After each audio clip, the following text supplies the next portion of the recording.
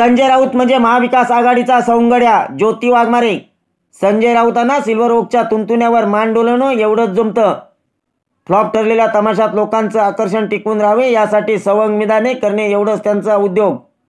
Silver ओकच्या काकांना जे जमलं नाही ते मुख्यमंत्री एकनाथ शिंदे यांनी करून दाखवले आणि मराठा समाजाला न्याय दिला. त्यामुळे राऊतांना जळफळा होत असावा.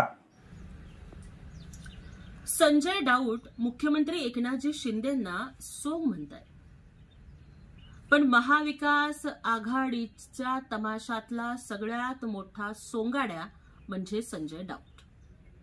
सिल्वर ओकच्या तुणतुण्याच्या तालावरती नाचणं आणि मान डोलावणं एवढंच काय ते राऊतांना जमतं. एखादा बंद पडत चाललेल्या तमाशामध्ये लोकांचं आकर्षण टिकून राहावं यासाठी वेडेवाकडे हातवारे, चित्रविचित्र हावभाव आणि द्वयर्थी विनोद करणारा एखादा सोंगाड्या असावा. तीच काय ती गत राऊतांची झालेली आहे. रोज उठायचं, काहीतरी सवंग विधानं करायची आणि चर्चेत राहायचं एवढंच त्यांना जमतं. आज तर बाळासाहेब आंबेडकरांनी सुद्धा माननीय मुख्यमंत्री एकनाथजी शिंदे साहेबांना हिरो म्हटलंय.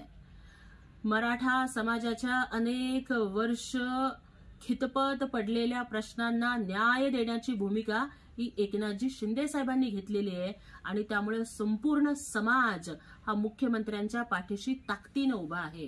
परंतु मराठा समाजाच्या जीवावर सत्तेची पोळी भाजून घेणाऱ्या सिल्वर ओकच्या काकांना इतकी वर्ष सत्तेत राहून जे जमलं नाही ते मुख्यमंत्री एकनाथजी शिंदे साहेबांनी करून दाखवलं. याच्यामुळं राऊतांचा जळफळाट होत असावा.